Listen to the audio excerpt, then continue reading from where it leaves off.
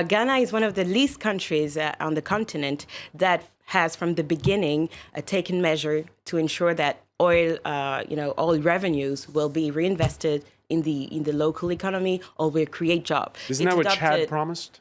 No, the country adopted a local content bill in 2013 when oil was discovered. So showing that parliamentaries and the executive really had the intention of having the oil revenues being used for the population. So in that context, I assume it would be difficult, to embezzle as much money as in a country like, I wouldn't name names, but other countries on the continent. So yes, I think it's difficult, and also the country has a very lively local life, local political life. These elections were the general ones with the MPs, and I think mayors will be elected later on. So.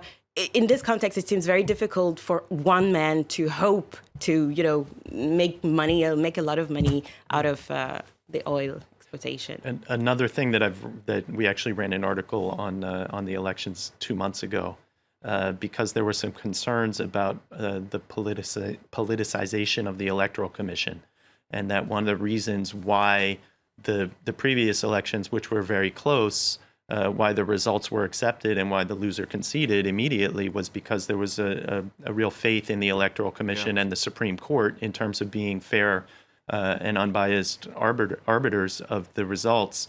Whereas now there were some questions about whether they'd been politicized and whether they might actually be running for Mahama.